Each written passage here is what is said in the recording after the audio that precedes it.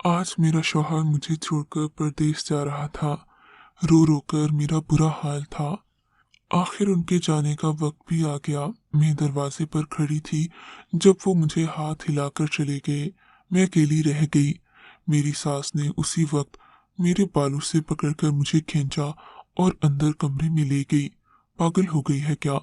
अपने शौहर के जाने पर ऐसे नहीं रोते। ये नहुसत की अलामत होती है। चुप करके बैठो, वरना पता नहीं मेरे बेटे का सफर कैसे गुजरेगा। सास ने मुझे डांट दिया। मैं अपने कमरे में चली गई। शाम को उठी तो दिल बोझल सा था। अम्मा मुझे कड़ी नजरों से देख रही थीं। वो सर से पांव तक मुझे यूं घूरती जैसे मेरा कोई खास जायजा ले रही हूं। फिर मुझे अपने पास बुलाकर बोली, ये लाल दुपट्टा क्यों ओढ़ रखा है? ये तो सुहागनें ओढ़ती हैं। तेरा शौहर परदेस चला गया है। ये दुपट्टा उतार और जाकर काली चादर ओढ़ ले। अच्छा नहीं लगता। तेरा शौहर परदेस में है तो तू किसके लिए तैयार होगी? सास की बात सुनकर मेरा दिल परेशान हो गया। भला मेरा शौहर परदेस गया था, खुदा न खास्ता मैं बेवा तो नहीं हुई थी। मगर सास की जिद की वजह से मुझे उनकी ये बात भी मानना पड़ी। मैं अपने कमरे में गई और अलमारी से काले रंग की चादर निकाल कर ओढ़ ली। मुझे ये रंग पसंद नहीं था। सिर्फ मोहसिन की जिद पर मैं कभी कभी पहन लेती थी, मगर आज मुझे ये हमेशा के लिए पहनना पड़ रहा था। चादर ओढ़कर मेरा दिल इस कदर उदास हुआ कि मैं अपने कमरे में ही लेट गई। तभी मेरी सास मुझे आवाजें देने लगी। मैं तो भूल ही गई थी कि घर का सारा काम भी मेरे जिम्मे था। अगले दिन की रात तक मैं बहुत थक चुकी थी। मैंने दिल में सोच लिया कि अब यहाँ ना रहूंगी। भला जब शौहर ही घर पर नहीं तो मेरे ससुराल में रहने की क्या तुक बनती है। खैर मैं रात भर सोचती रही। सुबह उठी तो सर पकड़ लिया। अम्मा पूछने लगी क्या हुआ है। मैंने कहा मेरे सर में दर्द है, बुखार भी है, दिल बोझल हो रहा है। मैं अपने मायके जाना चाहती हूँ। दरअसल ये एक बहाना था जिसकी वजह से मुझे अपनी सास से छुटकारा मिल जाना था। मगर इन्हें तो जैसे किसी की परवाह ही ना थी। अरे, मामूली सा बुखार है, शाम तक उतर जाएगा। ना उतरा तो फिर तुझे डॉक्टर के पास ले जाऊंगी। सास ने मुझे तसल्ली दी। मगर अम्मा, मुझे अपने मैके जाना है। मैं अम्मी अब्बू से मिलना चाहती हूँ। दिल का बोझ भी हल्का हो जाएगा। क्यों भाई, तेरे दिल पर कौन सा बोझ है? इन्होंने मेरा जैसे मजाक उड़ाया। हम भी तो 2-2 साल अपने मियाँ से दूर रहते थे। सास जैसे मुझसे अपने गमों का बदला ले रही थी। मैं परेशान खड़ी थी कि इन्होंने मेरा कांधा थपथपाया और मुझे चारपाई पर बैठने का कहा। मैं बैठी तो सास ने मुझे ताकि वहां से एक कदम भी ना हिलूं। मैं बैठी रह गई। सास अंदर से एक काले रंग की बोतल लेकर आ गई।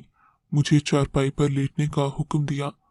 अब न जाने कौन सा हकीमाना इलाज शुरू होने वाला है, मैंने दिल में सोचा। सास ने काले रंग की बोतल से थोड़ा सा तेल निकाला और मेरे सर पर लगाने लगी। तेल अजीब सा था। मुझे बहुत सख्त जलन हो रही थी। सर के बालों में जैसे किसी ने तेजाब डाल दिया हो।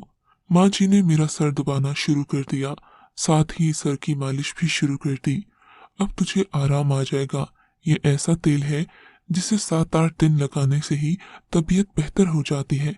मेरे घर में पहले यही इस्तेमाल होता था, बल्कि हमारी सास भी हमें यही लगाया करती थी। अब मैं बेबस होकर बैठ गई। बहाना तो कर लिया था, मगर बुरी तरह फंस गई थी। इस कड़वे तेल की मालिश करवाना मुझे बहुत बुरा लग रहा था। खैर आधे घंटे के बाद खैर आधे घंटे के बाद सास ने मल मल कर मेरा सर छोड़ा। तभी दरवाजे पर दस्तक हुई। मैंने दरवाजा खोला तो सामने एक औरत खड़ी थी। ये मेरी सास से रोजाना मिलने आती थी। उसे देखते ही अम्मा खुश हो गई और बोली, आजा नसरीन, मैं तेरा ही इंतजार कर रही थी। देखो मेरी बहू के सर में सख्त दर्द था। मैंने उसे मालिश की तो ये सही हो गई। अम्मा नसरीन को बड़े मायने खेज अंदाज में देख रही थी। बहरहाल मैं अंदर कमरे में चली गई। थोड़ी देर के बाद इन औरतों के लिए चाय बनाकर लाई तो मेरा दिल भारी हो रहा था। चाय पीने से भी जैसे उल्टी आ रही थी। मैं अपने कमरे में जाकर लेट गई। जल्द ही मुझे नींद आ गई। रात के 7-8 बजे मेरी आंख खुली। देखा तो मेरी सास ने खाना बनाकर तैयार कर लिया था। मुझे प्यार से जगाया और कहने लगी, आजा, आकर खाना खा ले। मैंने खाना खाया मगर मुंह का जायका तक बदल चुका था। तेल ने तो मेरी तबीयत बोझिल कर दी थी। बहरहाल मैंने खाना खा लिया तो हैरत मुझे तब हुई जब मेरी सास ने मुझे कहा, तू जाकर अपने कमरे में सो जा। हालांकि ऐसा अमूमन नहीं होता था। वो मुझे अपने पाँव दबाने का कहती और कभी सुबह के बर्तन धोना होते, मगर आज मेरी सास का मेहरबान रवैया मेरी समझ में नहीं आ रहा था। खैर मैं अपने कमरे में आकर सो गई। मुझे इस तरह नींद आई जैसे किसी को नशा पिलाया गया हो। सुबह तक मैं सोती रही, मुझे अपना होश भी न रहा। सुबह उठी तो मेरा सर भारी था, मुझसे चला नहीं जा रहा था। मैंने अपनी सास से कहा, अम्मा जी, आपने तो मुझे सही करने के लिए ये तेल लगवाया था, मगर इसने मेरी हालत खराब कर दी है। मुझसे चला भी नहीं जा रहा, तबीयत बोझिल हो गई है। अम्मा ने हंसकर कहा, अरे बेटी, 7-8 दिन के बाद ही तो ये तेल असर करेगा। अभी तो तेरी तबीयत खराब है, क्योंकि इस तेल की वजह से शुरू शुरू में ऐसा ही होता है। सास की बात पर मैं मुतमईन तो हो गई, मगर मुझे अजीब सा लग रहा था। अगली रात भी जब मेरी तबीयत ऐसी ही बोझिल हुई तो मैंने सोचा, इस मालिश से छुटकारा पाने का यही तरीका है कि मैं अपनी सास की तेल वाली बोतल ही छुपा दूं। चनाचे मैंने ऐसा ही किया। शाम को वो अपने किसी काम से बाहर गई तो मैंने वो तेल की बोतल लेकर पौधों के गमलों के पीछे छुपा दी कि अगर ज्यादा हंगामा किया तो उन्हें बता दूंगी। अब मुझसे बर्दाश्त नहीं होती थी ये रोज रोज की अजियत। तभी मैंने तेल तो छुपा दिया, मगर सास ने आकर रात को जब तेल ढूंढना शुरू किया, बोली, तेरी मालिश करनी है, तेल गुम हो गया है। मैंने भी लाइल्मी का इजहार किया। तब अम्मा जी ने इस कदर शोर मचाया कि सारा घर सर पर उठा लिया। उस वक्त मुझे अजीब सा लगा, भला अम्मा जी को मेरे सर के दर्द से इतनी भी क्या गर्ज। अगर तो ये होता कि मेरी सास का रब को मान सकती थी, लेकिन उनका रवैया भी ऐसा था कि उनसे इतनी भलाई की तवक्के रखना एक गैर मामूली सी बात थी। बहरहाल मैं जो पहले इरादा किए बैठी थी कि गमलों के पीछे से तेल की बोतल निकाल दूंगी, अब मैंने अपना इरादा बदल लिया, क्योंकि मुझे रात भर नींद आई रहती, सुबह भी मैं बोझिल होती। भला ऐसे इलाज की क्या जरूरत थी जिसकी वजह से मेरी तबीयत और खराब हो, भले एक दिन के लिए या एक रात के लिए। उस रात मैं अपने कमरे में गई तो सास ने बाहर से मेरे कमरे का दरवाजा बंद कर दिया, बल्कि उसे ताला लगा दिया। मुझे हैरत सी हुई, आज मुझे नींद नहीं आ रही थी। थोड़ी देर गुजरी कि मुझे बाहर से कुछ लोगों की आवाजें आने लगीं। ये आवाजें जैसे सरगोशियों की थीं। मैंने अपने कमरे का पंखा बंद किया और उन आवाजों को गौर से सुनने लगी। कुछ घसीटने की आवाजें भी आ रही थीं, जबकि 2-4 आदमी एक साथ थे। मेरी सास उनके साथ थे। मेरी सास उनसे न जाने क्या कह रही थी। पूरे घर में अंधेरा था। मैंने भी अपने कमरे की रोशनी बुझा रखी थी। फिर मैंने देखा 2 आदमी हल्की रोशनी में हमारे सहन से बाहर वाले दरवाजे से निकल रहे हैं। पहले मैंने सोचा कि जरूर मेरी सास का कोई रिश्तेदार होगा, लेकिन रिश्तेदार होता तो यूं चोरी छुपे आकर मिलने की क्या जरूरत थी। सामने भी तो मिल सकता था, यानी दिन के वक्त, मगर ये रात को ही क्यों आए। अब तो मेरा शक और भी पक्का हो गया। सुबह उठी तो मैं बिल्कुल तरोताजा थी। मेरी तबीयत जरा भी खराब नहीं हुई। मेरी सास ने मुझे देखा तो बोली, रात को तू सो गई थी ना? जी अम्मा, सो गई थी, लेकिन मैं जानती हूँ अभी भी तेरी तबीयत खराब रहेगी। मैं आज ही तुझे नसरीन की माँ के पास ले चलूंगी। तुम तो जानती हो वो कितनी माहिर है। उससे हर किस्म की औरतें दवा लेने आती हैं, चाहे वो बीमार हूँ या तंदुरुस्त हूँ।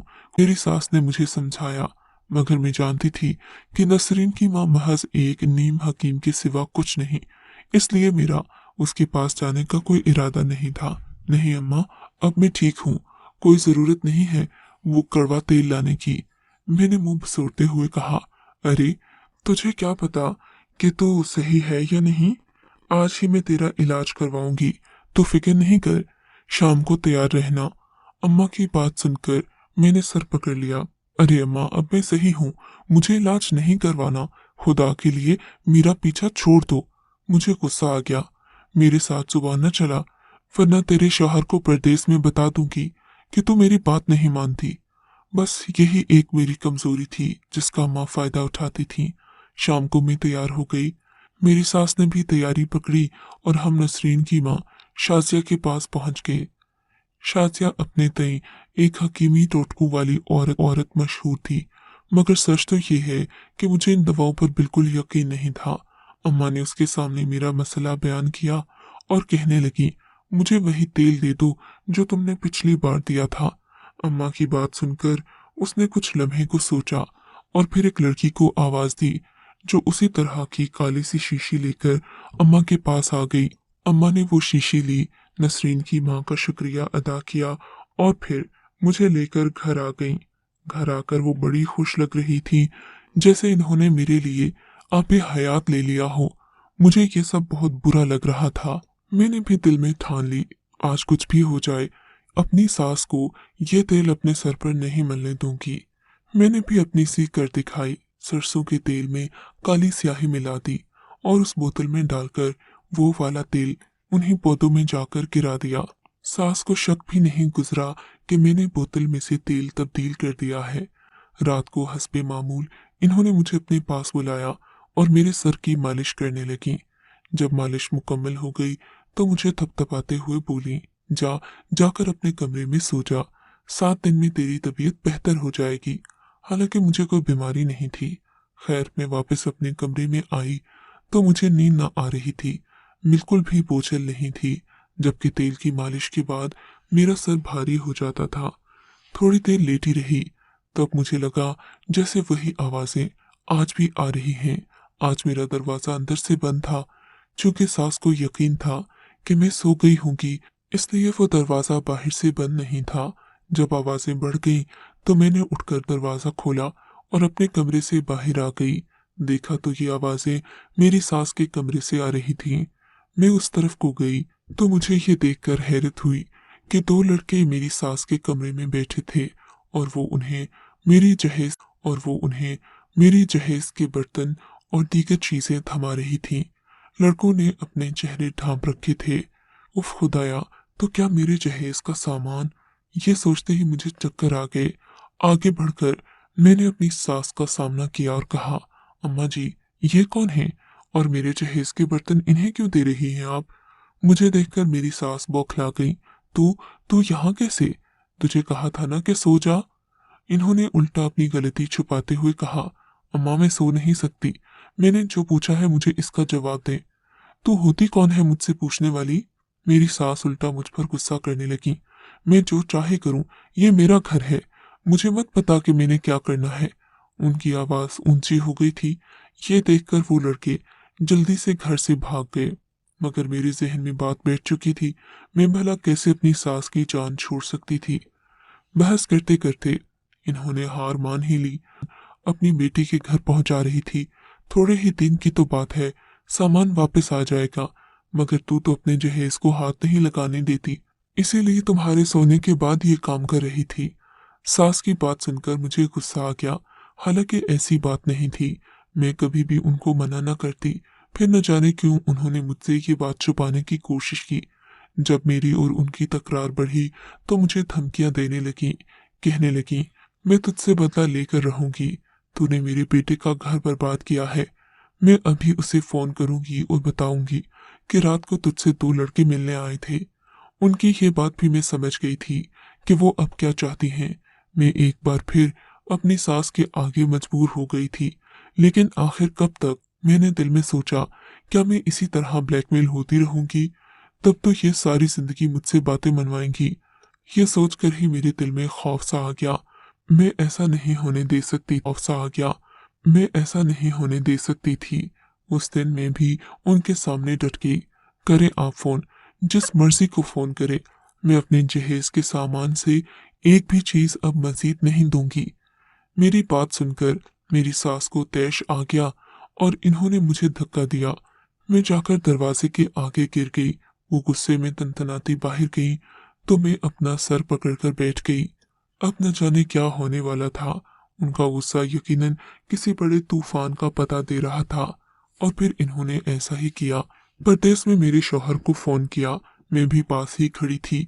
वो मेरे बारे में ऐसी ऐसी बातें कर रही थीं जिनका मैं तसव्वुर भी नहीं कर सकती, मगर उनकी बातों में ऐसा जहर भरा था कि असगर भी मजबूर हो गए। मैं उनसे बात करना चाहती थी, अपनी सफाई पेश करना चाहती थी, मगर मेरी सास ने मुझे फोन को हाथ तक नहीं लगाने दिया। मेरा दिल चाह रहा था इस मगर उस वक्त मैं कुछ नहीं कर सकी। असगर ने जब मुझे कह दिया कि तुम अम्मा के मामलों में मत बोलो, मैं तुमसे कल सही से बात करूंगा, मेरा दिल काम कर रह गया। असगर बहुत गुस्से में थे। जाहिर है मेरी अम्मा ने जो जो बातें कही थी वो सुनने के बाद कोई भी गैरतमंद शौहर अपनी बीवी को अपने घर में बर्दाश्त नहीं कर सकता, और फिर मेरे लिए तो इस बात का तसव्वुर भी मुमकिन नहीं था। अगले दिन इन्होंने मुझसे फोन पर बात की। मैं समझी कि शायद वो मुझसे हमदर्दी करेंगे, मगर इन्होंने रात भर सोचने के बाद यही फैसला सुनाया कि उनके परदेश जाते ही मैं भटक गई थी और उनकी गैर मौजूदगी में उनकी अमानत में खयानत की। इस बात ने मुझे आंसू में तर कर दिया। सोच नहीं सकती थी कि मेरा शौहर मुझसे ऐसा रवैया रवा रखेगा। मुझे तलाक हो गई। उन्होंने 3 लफ्ज कहकर मुझे अपनी जिंदगी से हमेशा हमेशा के लिए निकाल दिया। मैं रोती पीटती अपने माँ बाप के घर आ गई। जाहिर है मेरा कसूर तो नहीं था, मगर अम्मा अब्बा परेशान हो गए। मैंने भी उनकी परेशानी में अपनी परवाह करने की बजाय उनका साथ दिया। इन्होंने जिस रिश्ते पर कहा मैंने हाँ कर दी। माँ बाप की रजामंदी का फल मुझे ये मिला कि मेरी शादी एक माकूल इंसान से हो गई, जिसे कमाने के लिए बैरून मुल्क नहीं जाना पड़ता। मैं इसी में खुश हूँ। इन्होंने मुझे हज और उम्रा भी करवाया। मुझे लगता है कि मेरी जिंदगी मुकम्मल हो गई। मैं भी इसी तरह सुकून से जी रही थी कि एक दिन मुझे अपनी मोहल्लेदार एक औरत मिली। बातों बातों में उसने मेरी सास का जिक्र किया। मैंने पूछा वो कैसी हैं, तो उनकी हालत पर अफसोस करने लगी। बोली वो सख्त बुरे हालात में हैं। मैंने कहा क्यों? कहने लगी उनको शायद तुम पर जुल्म करने की आदत थी। जब ताबिंदा उनके घर बहू बनकर आई तो वो खुश थी कि वो बहुत अमीर घराने की लड़की थी। ढेर सारा जहेज भी अपने साथ लाई थी, मगर ताबिंदा ने आते ही उस औरत को सीधा कर दिया। उसकी एक बात न मानती और ऐसी ऐसी बातें अपने शौहर के सामने करती कि बुढ़िया का बस न चलता। जाहिर है ताबिंदा खूबसूरत भी थी और अमीर भी। उसका कुछ रूप वैसे भी था। तुम्हारी सास तो तुम्हारी आदि थी। इसने ताबिंदा के साथ भी वही चालाकी करने की कोशिश की, तो ताबिंदा ने एक रात अंधेरे में इसे रंगे हाथों पकड़वा लिया। दरअसल तुम्हारी सास का मसला था, उसे शुरू से ही चोरियां करने की आदत है। न जाने ये आदत उसे क्यों है। हालांकि घर में खुदा का दिया सब कुछ है, मगर अपनी बेटी को अपनी बहुओं की चीजें देना इस औरत का पसंदीदा मशगला था। अपने बड़े बेटे की बीवी का भी इसने यही हाल किया था। अब तो हाल ये है कि ताबिंदा का दिल करे तो वो उसे खाना देती है, वरना सारा सारा दिन वो भूखी रहती है। उसकी यही सजा होना थी। मैं जानती थी उसने तुम्हारे साथ बहुत बुरा किया। उसने अपनी पहली बहू के साथ भी ऐसा ही किया था। मैं अपनी सास का हाल सुनकर खुश तो नहीं हुई, क्योंकि किसी को तकलीफ में देखकर खुश होना एक कम सर्फ होने की अलामत है। मगर सच तो ये है कि इंसान को अपने आमाल की सजा मिलकर रहती है।